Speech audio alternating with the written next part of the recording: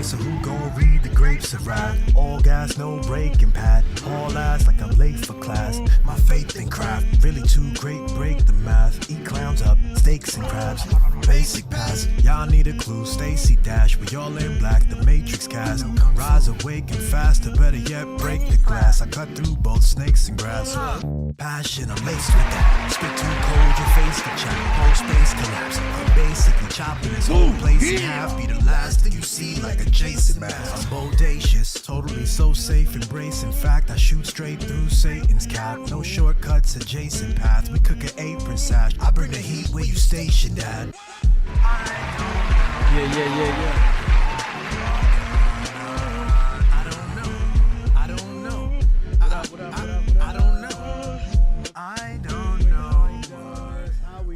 How we doing? It's March 3rd. It is the 121st episode of How Billy Sees It, and I'm so excited to get started with our guest.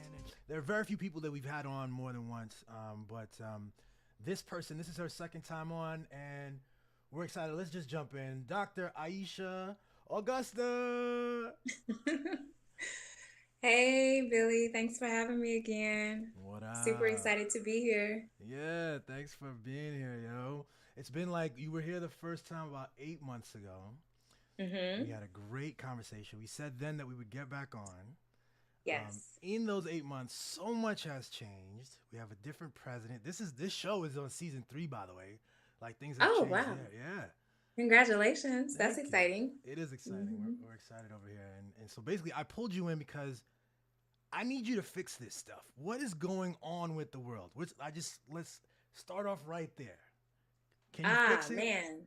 I don't know. I think we're all subconsciously working really hard to try and fix it. And I think what we're seeing is a correcting of wrongs that have been in place for so long. And I say that on like a metaphysical and a spiritual level. Essentially, it's a move towards balance. It's a move towards justice. When we see like the crazy things happening in the weather, I always say like it's, Mother Nature is correcting herself, if you will. I think when we see like the economic blackout that took place and even the ones that are planned for the future, there's just this collective kind of rewriting or recorrecting the course that we have been moving, for so many years, over 100 years. And now you can see this kind of course correct or this attempt to. Yeah. And so I think that's essentially what we're seeing. And it feels really chaotic. But I think if you are healing yourself, you're continuing to grow and you're continuing to evolve, you're increasing your spiritual practices and really freeing yourself from a lot of the mental conditioning that society has done, you can begin to see through the chaos that, okay, like there's some movement happening. There are some changes that are taking place at the foundation of our society, at the foundation of our economic system, at the foundation of how we see ourselves collectively, the power that we have or the power that we think that we don't have. So all of those things I can see, through the chaos. Oh my God, like there's a lot of changes taking place. And it's also very ironic, but not, that it's happening at the same time that the earth is waking back up in the springtime. Mm-hmm. You can see like this big kind of collective movement taking place. And it's almost like it's in line with what we see in nature as kind of an awakening taking place during the spring months. So that's really encouraging. It is encouraging. I see this as well. I see what you're seeing. I think I see what you're pointing to. And I think it's valuable to have that outlook too, that positive outlook, because right, the news cycles, and I think a lot of our conversations mimic the conversations we hear on the news. So we're always talking about the threats that the news tries to put us on. We're always talking about the elites. We're talking about the president and all this stuff, when what's happening in the world is so incredibly vast and includes so many little things, Yeah. Have you seen this show? I think it had 2 seasons and then it was canceled. It's called The Mysterious Benedict Society. No.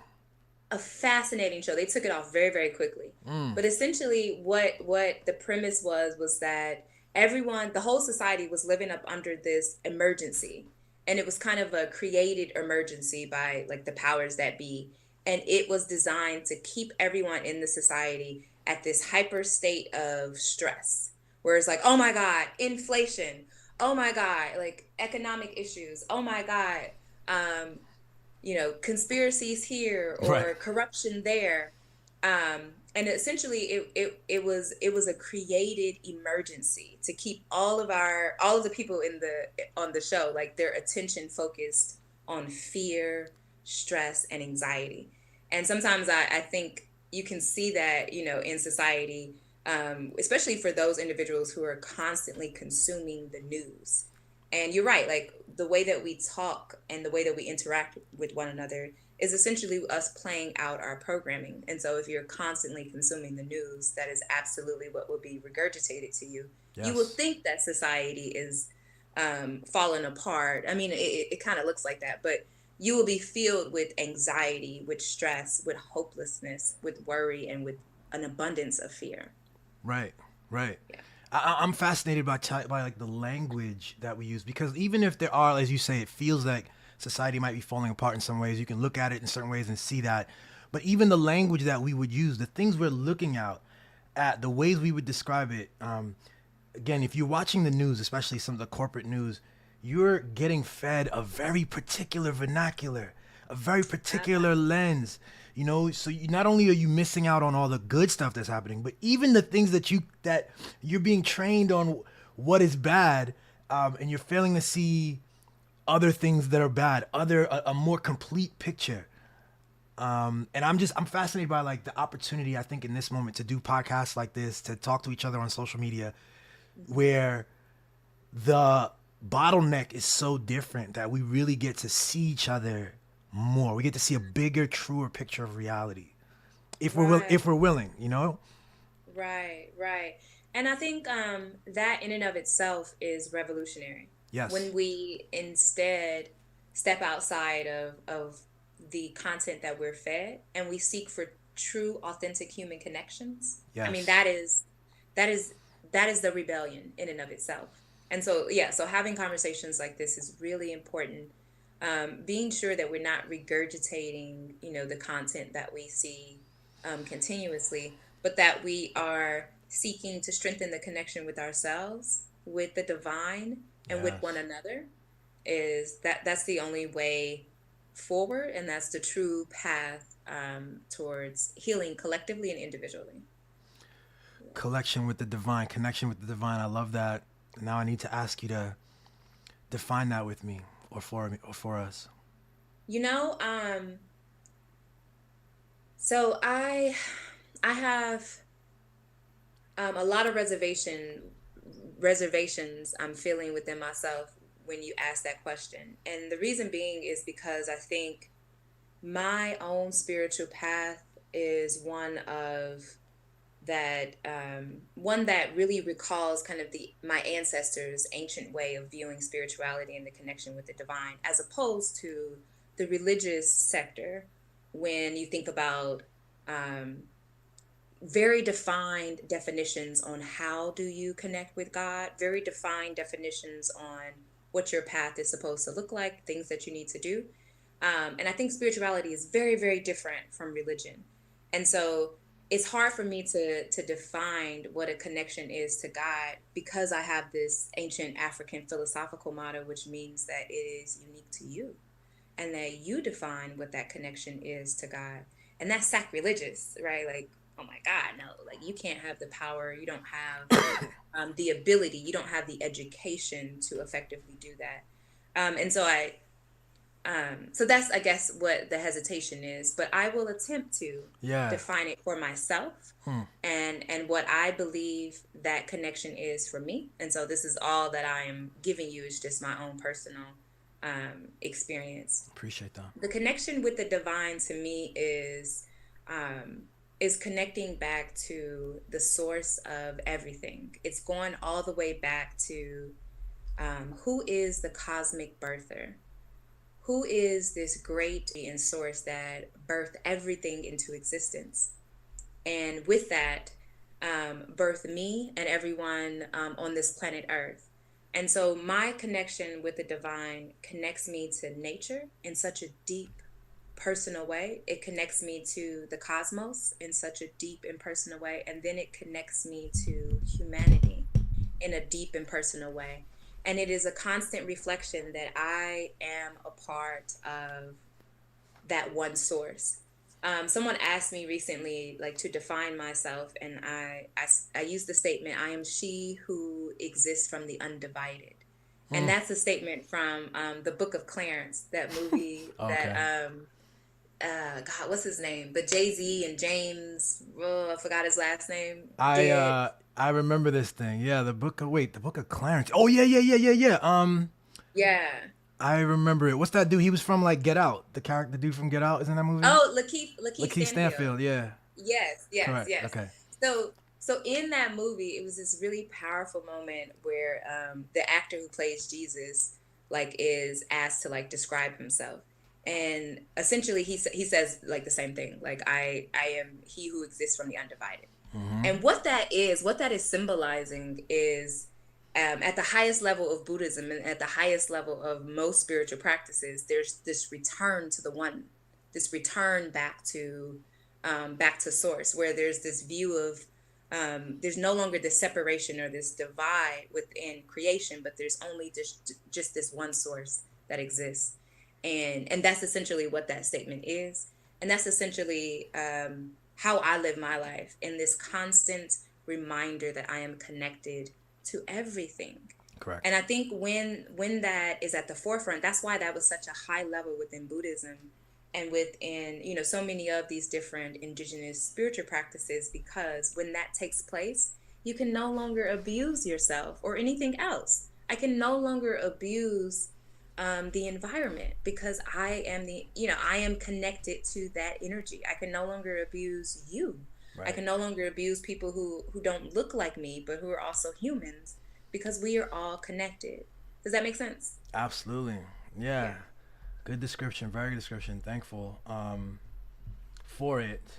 And to me, I see there's a conversation about identity in that, right? So Yeah. um, if we're raised up in the capitalist United States ethic, we're raised up in a very different, the opposite thing, right? So instead of this unified, undivided thing, the idea is that we're all deeply fractured. We're all independent, Yeah. sort of in a vacuum, and our goal is to hoard our resources to secure safety for ourselves and our particular little tribe, if you will, or our families, or even just ourselves. We're just singular individuals. And this is helpful because they get to sell lots of things to individual people, individual identity factions and such. Right. But the way I like to look at it too is it's partly spiritual, and it's partly like with my journalistic thing, when I try to talk about truth, truth is what you described. Truth is the undivided whole oneness of things, the non-duality of things, as well as, like, yes, you are a separate being, Aisha. Like, I've never met you, but I know that you exist, and I know that you are a separate being, and that separateness is part of the truth in the same way that our oneness is part of the truth. It's like you have to complete the story. And the beauty of this thing is that it's the identity in God. Like, it's actually a crazy paradox. It's two things that are seemingly counterfactual, like Contradicting. contradictory. Yeah, they're supposed to be contradictory, but they actually hold each other up. They are the thing. They pair. Yes, yes, absolutely. And in psychology, it's this concept called dialectic, which is where two things that appear to be opposites can actually be held as both true at the same time. And that's exactly right. Like that is essentially how magnets work. That's how polarities work. That's how Right. the law of polarity works. That's how the masculine and the feminine energy come together and are so attracted to one another, even though they are separate and they're on the opposite spectrum, if you will. But Right. that they are drawn together, and when they come together, they become this one, this united energy for that moment. But yes, Yes. they are two individual things, but that they are all still connected. And that is exactly what happens if we look very, very closely at physics. We find that nothing actually touches. It's just the vibrational frequency, and they come into close connection, and then they're able to move about or to interact with one another, and to appear to be, this unified oneness, when in actuality everything is holding those two dialectics at the same time, that they're individual components, Yes. and yet at the same time they're all connected.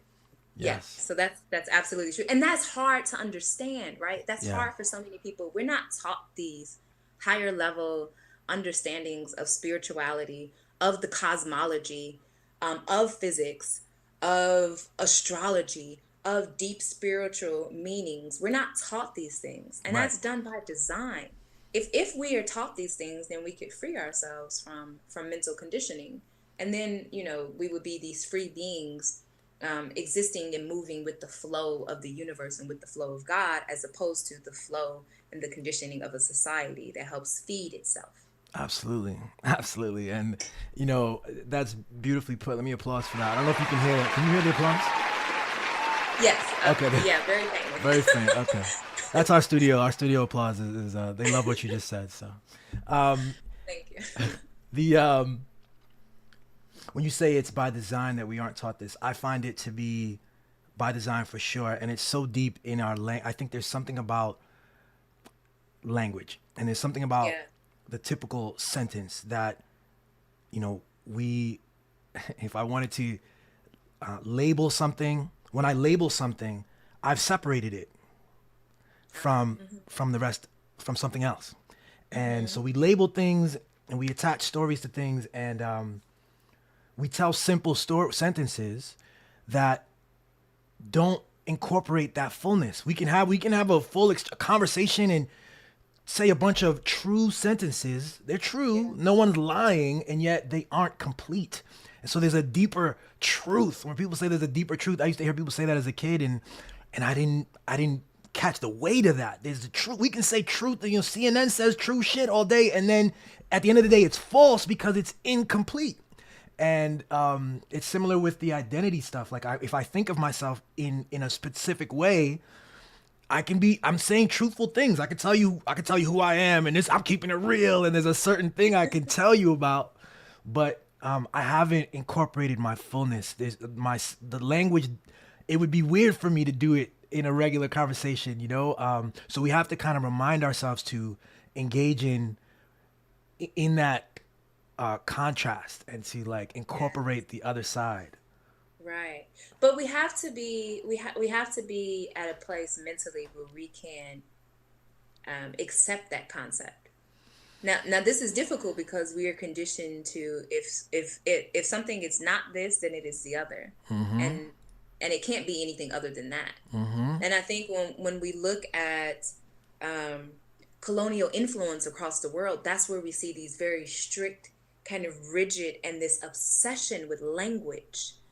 Before, and even when we look at the microculture of Black American culture within the American society, we can see this, where language for us is more so fixated on the meaning as opposed to the words. It is, what is the meaning? And the meaning is thoroughly derived by the relationship between these two people. It's the same thing with, the context is really important. And that is unique to our culture. That is unique to indigenous, Aboriginal cultures, across the world. When you look at more so the European westernized way of looking at culture, languages is seen very, very different. And this is in psychology. This is in sociology. This is not something I'm just utilizing from my own personal experience. This is documented difference with how language and communication is derived and the context of it. So I can say to you, like I could be like, you stupid, right? And that can mean 5 different things. Right. It all depends on the inflections. It all depends on the context. It all depends on the closeness of our relationship. But the meaning is what is more important. Right. In other cultures, it is the words that are used, and it's very, very specific. It's very, very rigid. There isn't a lot of humanity that's inserted into that way of communicating. So that in and of itself, right, is a disconnect from the source. Yeah.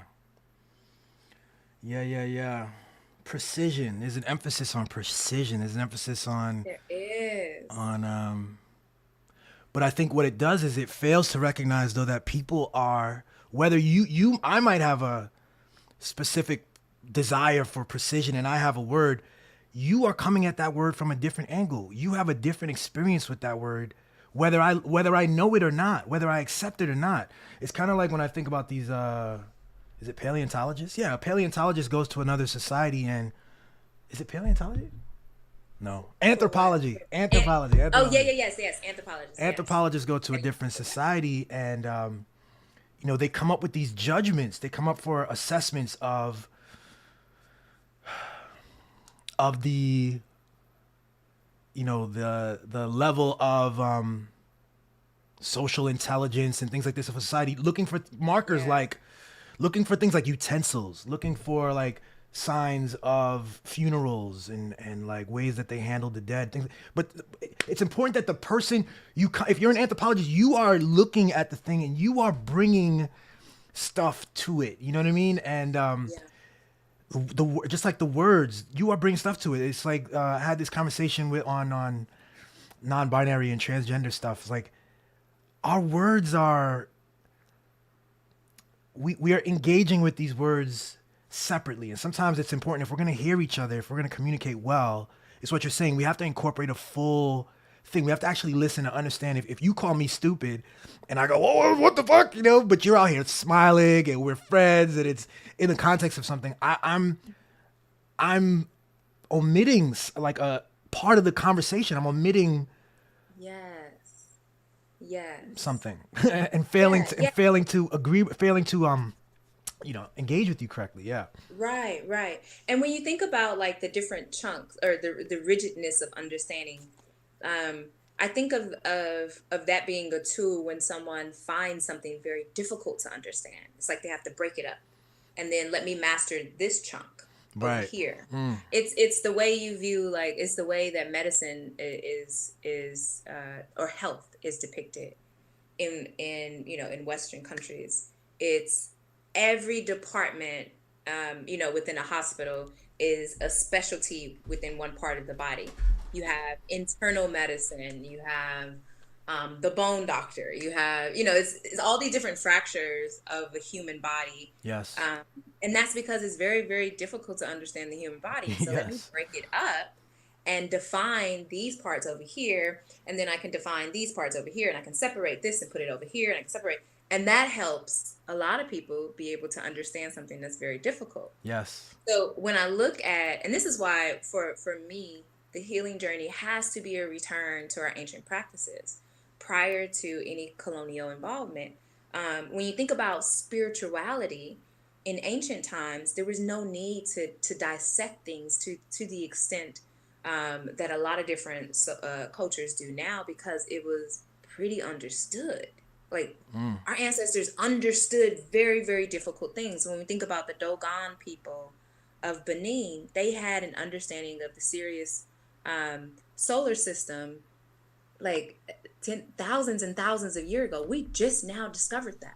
They didn't have the powerful telescopes, the planetary observatory, systems. They didn't have satellites to be able to bounce stuff off for them to determine where is this constellation at. Yeah. What they had was just a superior understanding. Right. And so when I think about the need to break things up, to label it over here, to separate it from over here, it's really due to a lack of holistic understanding of a particular topic. That's really what it is. It's a desire to understand, and in an effort to understand, you break it up, you give it labels, you give it words, you can go deep in one thing. You develop all these disciplines. Now people could be, you can specialize in a singular thing, like your teeth or your feet or whatever. And that can be great. And you can build industries and you can make a lot of money even.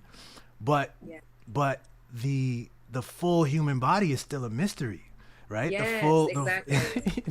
Exactly. Don't come back from podiatry school thinking you understand what human consciousness is. You know what I'm saying? Like, exactly. And as you mentioned this earlier, there's a missing of the wholeness, right? So there isn't.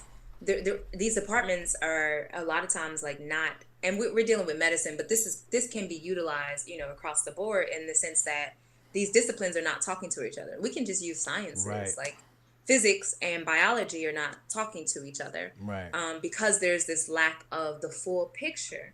People have Yes. gotten so caught up into these fractures and becoming masters, what they would consider masters of these fractures, Yes. and not implementing the entire concept. So when we learn about biology, we're only learning about internally biologically what's taking place. Yes. We're not learning about the human bodies on a metaphysical phrase, but that would be biophysics. Biophysics has concluded that there is an energy field that Mm-hmm. surrounds every human body. Why are we not Mm-hmm. learning about that in biology? Right. Exactly. Hmm. Exactly.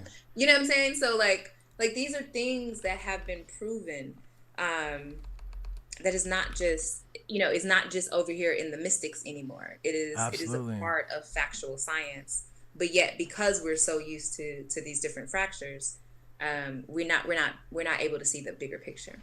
We're not able to see the bigger picture, and in popular culture, I don't think they certainly like. I find what you're saying is so right. Even like physicists, more and more like science-oriented physicists, particularly those who engage in like the quantum spaces, they are Yeah. talking in terms of faith, in terms of they're talking Yeah. about a oneness, they're talking about energy, they're talking about cyclical, patterns and such, and they come Yes. back to the things that the mystics and the religious, maybe not the religious, but the faith oriented Yes. people are doing. And I do think like in this era, in this post, AI, machine learning, 2025, it's not just about having a ton of information. It's not just about being a master of that particular thing. I think the future belongs to those of us that can really sync these things and Yeah. pull things together and tell fuller stories. Because at the end Yeah. of the day, like whether we're talking about physics and cells and this and that, or we're talking about social sciences, we're talking about racial strife and gender equity, and we're talking about the social sciences. It's the same. I think it's the same principles at play. These people that we call right wingers or conservatives, they're committed to a story of separation. They've been Yes. sold a story, and there's all these like I rail against Fox News. They're devoted to their little bubble of like defending white men, white cis men against the world, against all these other separate categories. Right. And it's like a mental illness. Frankly, if you ask me, like I'm talking to a Yeah. doctor, I wonder how you feel about that word, and I hope it's not too stigmatizing, but also I want to find a way to like critique this inability to see the oneness. Hmm. God, that's a really great question. So you want me to speak to the inability to see the oneness as more of like a disorder, or is it a disorder? Is that kind of the question? Yeah, would it even be appropriate like when I'm yeah to think of it that way? I think it's more so it's more so I mean, I guess there's a lot there. So like with like the extreme right wing, right? They're playing this narrative continuously, and it's almost like I saw someone mention this online, and I was like, oh, okay, that seems pretty relevant. That it's almost like the extension um, notion, like within psychology, like when a behavior is learned repetitively, and then the behavior begins to die off, it's called extinction. But before it does, like that behavior, you may see an increase in that behavior or that belief system, if you will, as it's kind of dying off. And there's a very strong push towards it, because it knows the extinction is coming, if you will. So that might be what is taking place, um, in that within that sector.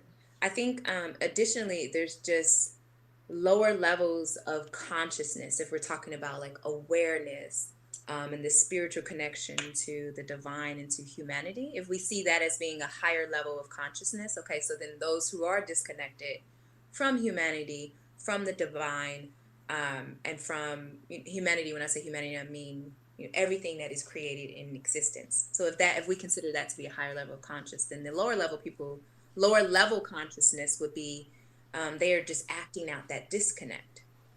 And so Right, that may look exactly. like a lot of different things, but essentially that's what it is. It's there.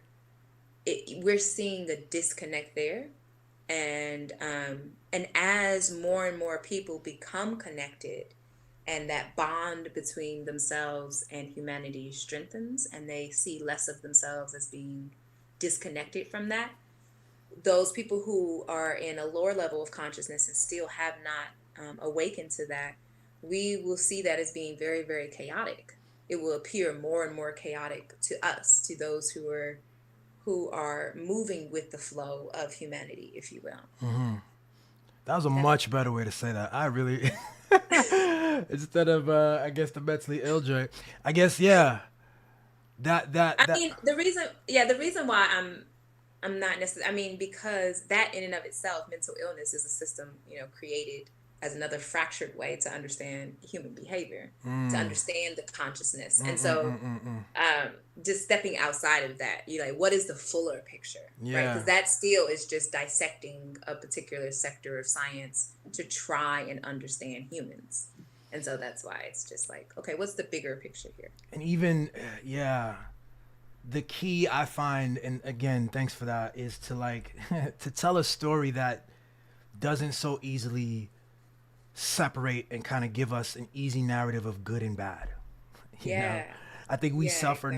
now. We stand on the foundation of like generations and generations of concepts of good and bad associated with skin color, associated with gender, behavior, sort of expression, associated with all kinds of things. And so yeah, it's important to tell a story that kind of moves away from judgment and can kind of like have Hmm. explanatory value without the judgment. So I get that. I think it does make sense that it's like what we're seeing will be incredibly and increasingly more chaotic. And what needs to happen is if more and more people are involved in this awareness, we have a larger group of aware people who can share this understanding that like, yo, what is going on over, Yeah. what does it mean to be a good human? What does it mean to be human, to be a sharing this time and space together? Hmm.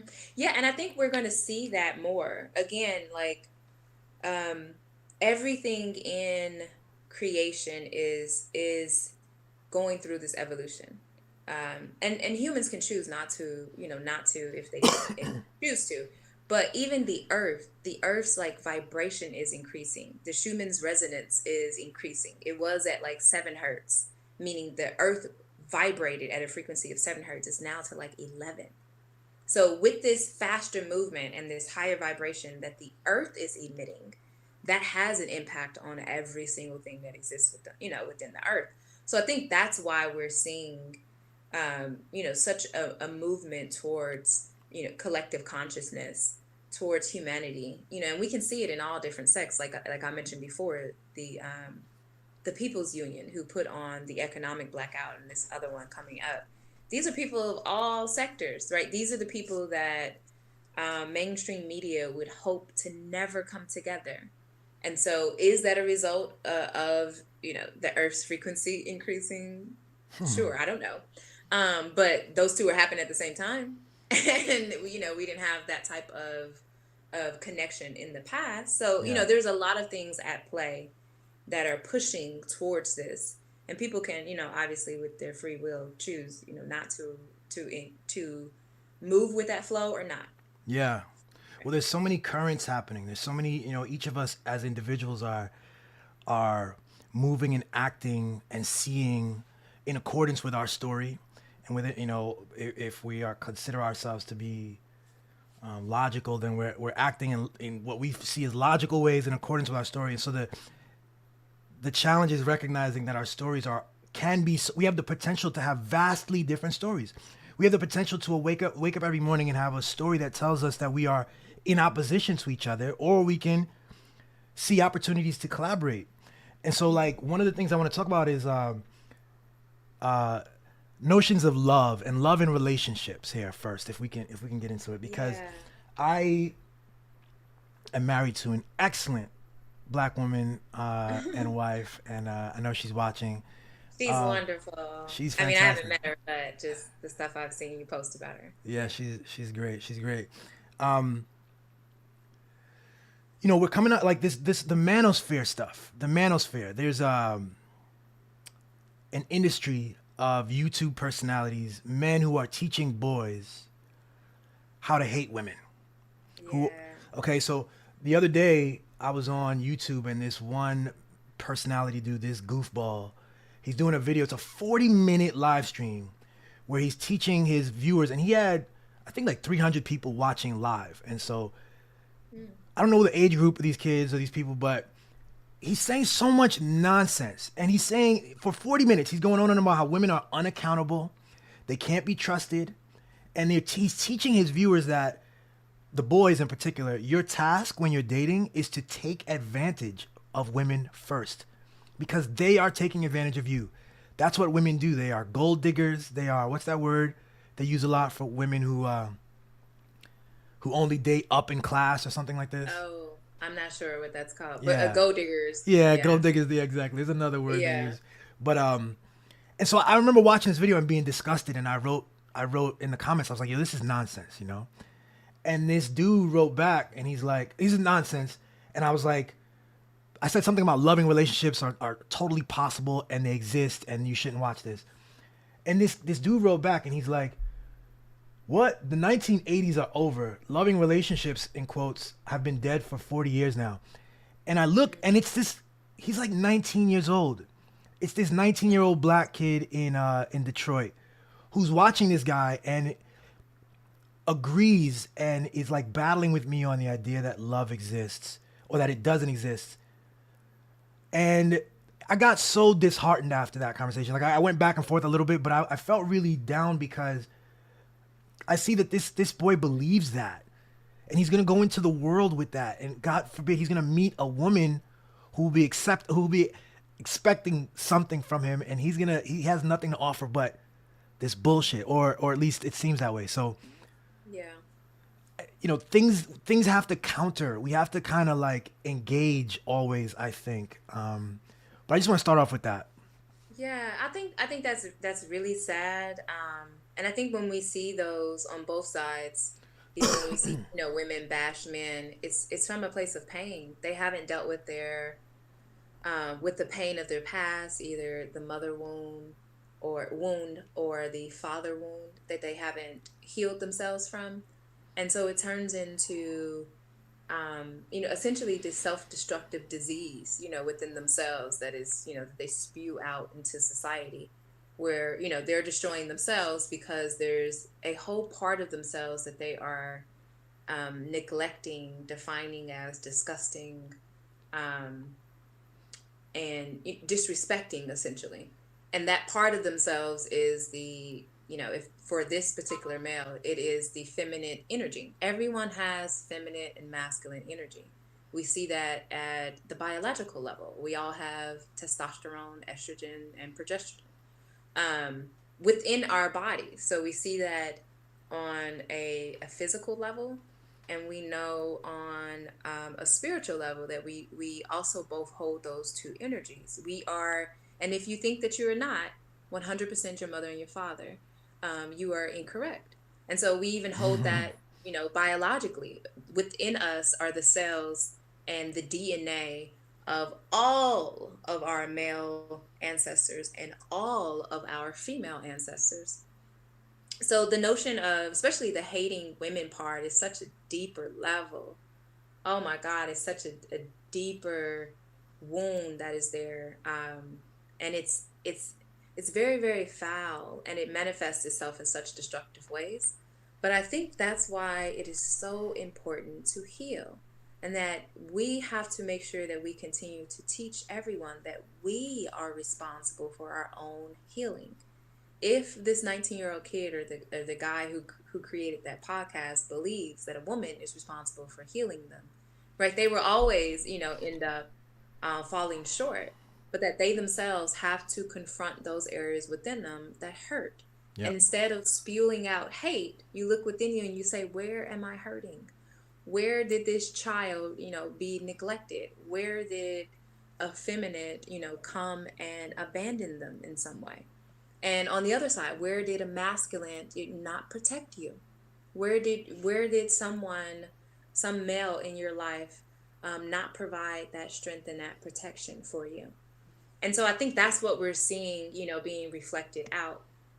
But Tank said it one time, the R&B singer, and songwriter Tank. He said, our violence is not the threat; it is our love for one another that is a threat to society. That is a Mm-hmm. threat to the powers that be.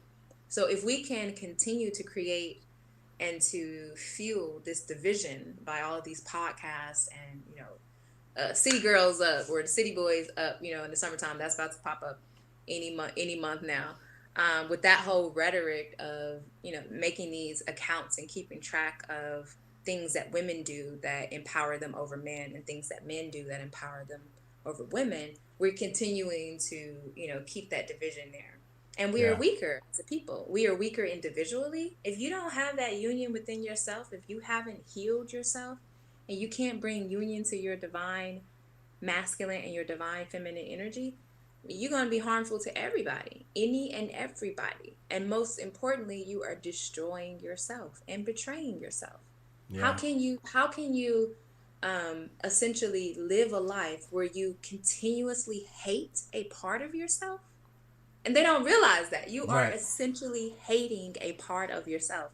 You are Seriously. cursing half of your DNA. Half of your DNA comes from a woman. So Yeah. every single time you speak that, you speak hate unto yourself. It's There's crazy. nothing productive that you can create when you are hating yourself. Absolutely nothing. And you're hitting the wound part, which is super key. And then with the podcast owner in particular, another thing that makes me disgusted is the financial incentive. I mean, there's also a financial incentive simply to play into tropes and to Yeah. drum up controversy, with in group out group stuff. I mean, these are Yeah. same. This is the same. I actually saw some of his other videos. He's actually very pro black in some ways, but these are the same techniques that white people use to separate their community from our community, and Yeah. to instill and to normalize that kind of violence. So Yeah. And think about if that rhetoric continues to be pushed, the feminine walks around, the black woman, and Malcolm X said this very eloquently. She is the most unprotected and disrespected, human on the planet Earth. So if that rhetoric continues to be pushed, she continues to walk around unprotected, disrespected, and humiliated. And then if the male who continues to, if women continue to bash the male, then the man walks around completely unprotected on the spiritual realm, completely unnurtured, unguided. When we think about the ancient civilizations in Kemet, which is modern day Egypt, the woman in the family selected the next pharaoh, the next ruler. So and designed his teaching. So now we have the man walking around unaware, uneducated. They don't have the guidance from the feminine, and they don't have the spiritual protection.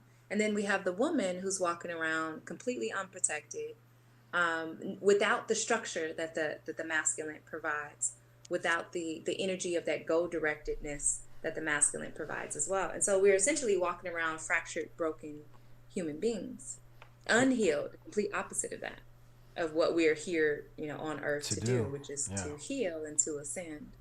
So And again, that's by design. And again, that's by yes, design. of course. And that's Yeah. why, when I did a video about dating, one video, where I say, how do you know she's the one? And yeah, the first question to ask is, are you the one? Like, if I'm speaking to men, younger boys, the first question to ask is, am I the one? And who Right. am I? And Yeah. I again, like you said, like hating parts of yourself. I grew up and I'm still on certain chat groups with people in their 40s who, every few minutes there's a pronouncement of like just how straight we are. Is sort of, we gotta say no homo, we gotta say pause, we have to reinforce frequently for each other the performance of the heteronormative, black masculine dude. And Yeah. that manifests not just in the no homo and the pause, but it manifests in everything, in the walk, in the talk, in the willingness to get big, and get aggressive. Yeah. And it's, to me, there's something dangerous about, multiple times a day building your identity as a contrast against queer people. You know what I mean? Like, if I feel like the same group of men, we could be in a room and we could build our identity in our community in contrast to predators. Or, you know what I'm saying? Like, Yeah, we could do the exactly. same thing. We could be just as aggressive and just as like, oh, get the fuck out of here. You know what I mean? Like, Yes. but I think we build ourselves up this way. And so, like, we're so prone to these performances that it builds up a whole sense of ourselves. And you don't know what you don't know, but you think that Yeah. you're this because you've been performing this for 30, 40 years, but you have all this other potential. Yeah, there isn't a sense of true masculinity, what that is. There isn't a sense of true femininity and what that is. We've gotten that from our oppressors, black men, and bless their heart, but they are confronted with the false notion of masculinity as well. We got that from, the same men who castrated them, who castrated their ancestors, and they're now teaching them what masculinity is. That's reverse, like that is not the natural order. The black man has to define what masculinity is for himself, and he cannot look to any other group but his own. He has to find that from his ancestors. What was masculinity defined as 10,000 years ago? Yeah. That is true masculinity, and the same for femininity as well. But I think we're seeing a push towards a redefining of that. As you mentioned, like, we could distinguish ourselves from the natural, true way of being a masculine, which is the protector of all. And when you think about bringing it full circle, because I'm a lover of hip hop music, Kendrick Lamar's song is doing that, right? He's bringing to the forefront, as a masculine man, you do not talk about black women. It's a white comedian, like, you don't talk about a black woman. Yes, exactly. And you most certainly, he was telling LeBron James and everybody and Steph Curry, keep your kids and your family away from pedophiles. Like, that's a redefinition of what masculinity is. Yes, yes. And the fact that he was able to perform at the largest stage of the Super Bowl is incredibly powerful. And what else did he perform at the Super Bowl? He performed a love song with a black woman. Yeah. Okay, like, that is a powerful statement. Like, he has a million hits, but he chose to do that. And I think that is the most powerful culture that we're seeing being brought to the forefront. And we won't see a lot of coverage on that. You may not see it in the lower conscious groups of people, like those who are conducting those podcasts. Right. But on a larger scale, those who are allowing themselves to move with the flow of humanity, they're going to be impacted by that. That was incredibly impactful for me. Big and time. For the people who are able to see those messages and those symbols and what they actually mean. Yeah. To be able to represent love at that stage between a black man and a black woman. Yeah. Powerful. To be able to stand in true masculinity and say, hey, these are the groups of people that a man is supposed to protect. That's right. Powerful. Real talk. Yeah, Kendrick is powerful. I'm a huge fan. Beyond the music for sure, but beyond it, just what he stands for, even through this whole Drake nonsense. I think he's super important. Yeah. So, and I just brought him up just because of the messages. Yeah. The messaging that he's promoting, and how that's relevant in today's culture. And so, we started off talking about, being able to see, through the chaos. And I think that's important because, these podcasts are super, super popular. My God. But I don't indulge in any of that. I think it lowers my frequency. And I like to keep my energy high, because I have work to do. And I also have to trust that that the divine is moving in the way that is going to push humanity, indigenous groups of people back towards a place of healing and a place of power. And so I know that to be true. And then I fix my attention on those. And so I love that. That's why I brought that up. That's what's up. That's what's up. Yeah, I love that. When I think about masculinity, you've touched on you. I think you said that we need to go back several thousands of years to get to the core concepts of masculinity. But I know you also know that it's a fluid concept, and that it because like even to like a lot of the dudes who talk about masculinity, even protectors, it's been changed. That concept has been warped in a capitalist sense. So a lot of men will call themselves providers, protectors. What they mean is they make a lot of money. Yeah.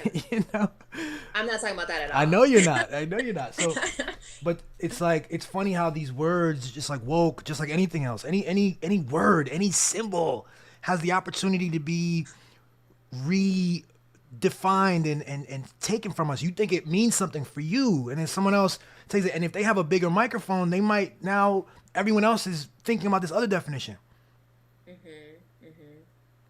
Exactly. Yeah, I think I don't even like provider thing is not important to me because again, I'm going back to my ancestors and it's almost like the scripture in Proverbs 31 speaks to, hints to kind of an ancient way of living. But the woman was the one who went to the market all day long. She was the one who sold items and then came back and, gave her husband, a portion of the earnings. So, I mean, it depends on whose society are we looking at when we talk about men being the providers. That is a very colonial way of looking at that. Now, why is that? Because those same groups of people did not allow women to work. That's literally where we got that from. The male being the provider was because the woman couldn't work. You wouldn't let us work. Yeah. We couldn't earn money. But if we go back, hundreds of years before that, that's completely different. Yeah. So this is why it's so important to understand what systems are we up under? What systems are we thinking within? Yes. And is it harmful? Okay, so if we're thinking about masculinity from a capitalistic, oppressive society and system, well then then the definition of masculinity is going to be warped. If we go back to a pure version of that, and remember, our ancestors are the ones who taught masculinity. The Moors came into Europe and taught the Spaniards, the Italians, all of the Europeans civilization. The Moors literally brought civilization, and so they taught masculinity back then.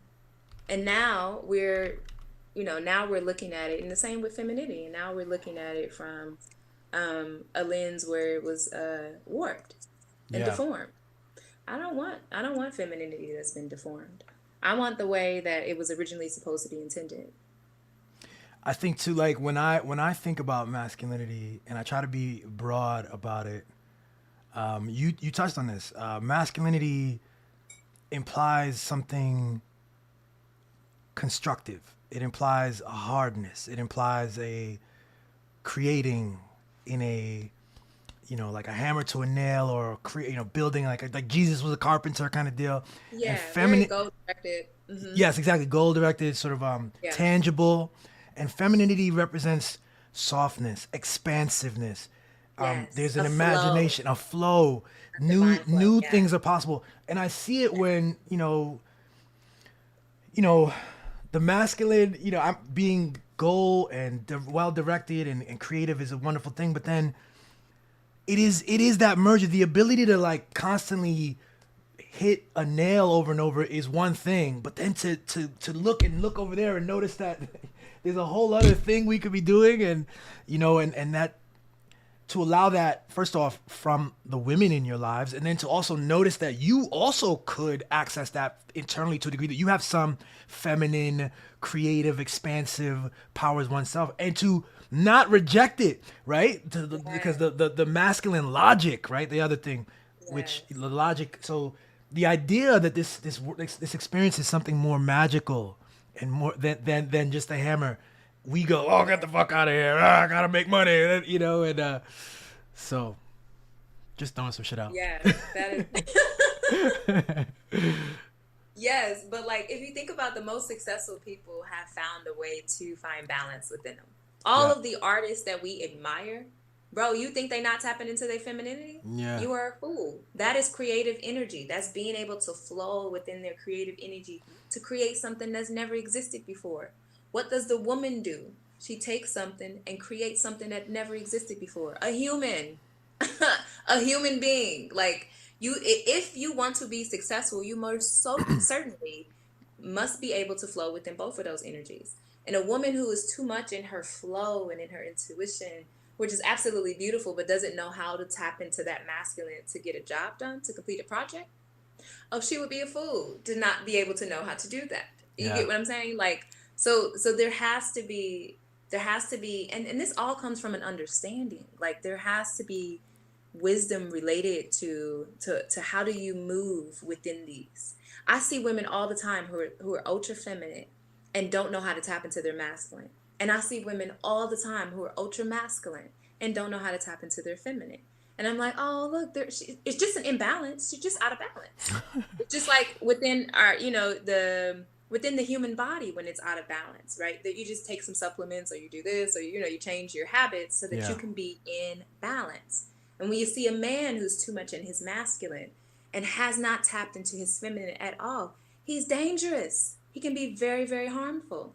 Or the same, where a male is too much in his feminine and isn't able to protect or to complete tasks, right? He's out of balance. And Right. that's essentially all that is. And I don't care like how that shows up in anyone. And I'm not talking about balance being a mathematical equation. 50% feminine, 50%. That's foolish, right? That's because I don't fully understand it, so I have to dissect it.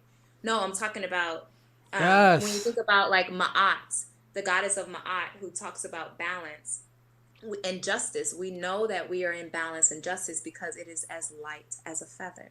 When you think about Ma'at, she would measure the heart or the soul next to a feather. And if those things were balanced, meaning that you didn't carry the weight of life, but you found some way to be in balance within yourself and within humanity, it feels light as a feather. So, for every individual listening to this podcast, if you're wondering, how can I direct my healing as far as displaying my masculine and feminine, you would know when you found balance because it will feel really good. It will feel as light as a feather. That's beautiful. Oh my gosh. Thank you so much for that. We're actually about the hour mark. Let me jump in with comments. The comments Sheba's been writing comments this whole time. She Okay. Sheba says she love her hair. Oh, thank you. Yes, the hair looks good, girl.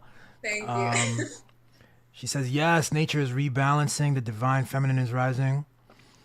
She says these times are dark, Absolutely. but it's the darkness of the womb rather than the darkness of the tomb.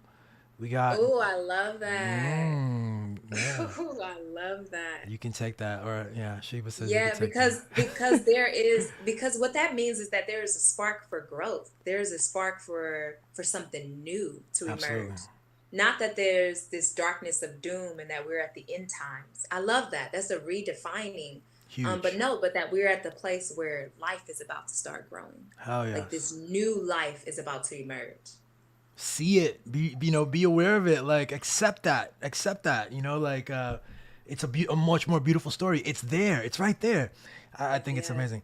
Yeah. Sheba says we all have a witch wound that causes us to fear accessing our connection with the divine. Mm. I talk about this a lot. Like we were taught about those crazy witches, and how they tried to burn them. We never got a real critique of the men who were burning women alive or testing them by drowning them to see if they were witches. We never got a critique of that. We simply learned about it as such, and we still learned that those women were weird or witches, or maybe they deserved their fate or something like that. Like even as children, we gotta got that sense. That, oh my God. Wow. That's, yeah. Yeah, you're right. We never hear critique on that. And all those women were doing was being connected to nature. They understood herbs and they understood, how plants grow. And they understood the connection to the universe. And we don't talk about this enough, but the one who taught all of those white women was a black woman, who taught them about the plants and the nature, essentially. And so that's all that was, and for it to be a threat to a system that was forming, right? That was the newness of this this westernized, colonial, oppressive system that was coming here. And so it was the newness of it. And so having a woman expressing and flowing in her feminine energy and having knowledge And her that the power, male that the male knowledge. knew nothing about, Correct. having knowledge that the male knew nothing about was a Yeah. threat. Yeah. And Gotta so, squash that. yeah, absolutely. Yeah. That's crazy. I Mhm. gotta look up this woman that you're saying, the black woman who taught this. Two more comments from Sheba. She says, "Yes, gotta focus only on what you want to see more of." Yes. I love Yes. that. We've been definitely Because and practicing that. right. And when we think about like the power that our thoughts have, what we give our energy to, like we feed into that narrative essentially. So if we can redirect our attention, because our attention is really where our power flows. Like what I attune to within myself and within the world is where my power flows towards. That's why, and we don't know this people don't understand this at the conscious level, but that's why social media is such a big thing. We can commodify attention. If I can get you to look at me, look at my post, like my Yeah. post, like we're essentially, siphoning power from everyone through their attention. But if I can shift my attention to the narrative that I want to grow and expand, then that is exactly what will happen, as opposed to mindlessly using my attention towards, another narrative. I'm going to help that grow. Isn't this an entirely different approach to life? A different sense of what life is? Isn't this entirely different from?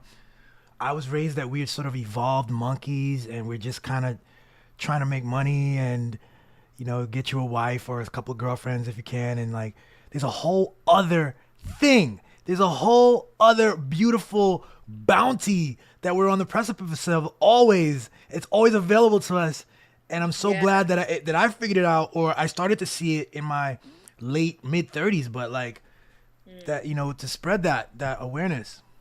right. Right. Last question from Sheba, or a comment. She says, "Men are not even good at being providers for real. Even framing that women do cook, clean, raise children, elders, sew, medical care, as not framing that as not providing or Oh, not yes, work is yes, colonial and yes. patriarchal." Yes, Yeah. absolutely. I saw a statistic. It says like the work that a mother does, a stay-at-home mom does, is like it's equated in the hours that she puts in. The equation, like financially, is like over $200,000 a year, essentially, Mm-hmm. of the work that she's doing. Mm-hmm. The childcare costs, the saving of that, the cooking, right, every single day, the cleaning every single day, the nanny duties of holding the activities with for the children, and organizing that and structuring that. So yes, absolutely. And again, like that notion of being the provider is very, very new. If we look at, civilization on its larger scale, right? If we're able to take in the full picture, Yeah. that notion that men are the only providers is a very, very new concept Totally within new. 200 years or so. Totally So, new, but it has this powerful resonance, and they propagandize men. I just saw recently this thing. So the biggest flex for a man is to make sure your wife never has to work. And all these men were on the comments loving it and excited about it, and I'm trying and all these different things. And it's like, is that the biggest flex? I don't know. I don't think so. Like, there's no, actually quite other many things. absolutely so much more. And think about statistically, if Black women are the most educated group of people in America, then what does that? What are essentially we telling men? Get them Like, up. I mean, Yeah, that's just so damaging it to tell is. you that your only value is to bring home income.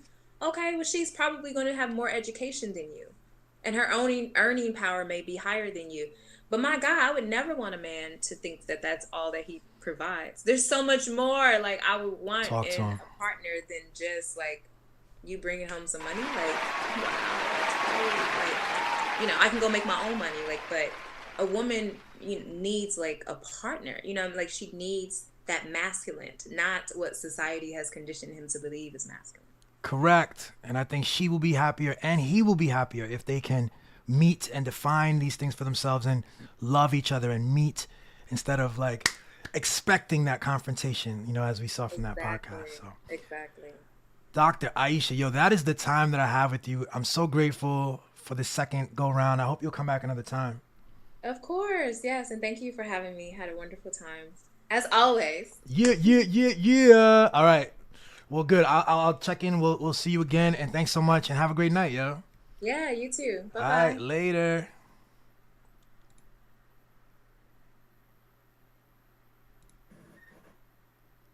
Oh, we back. What up?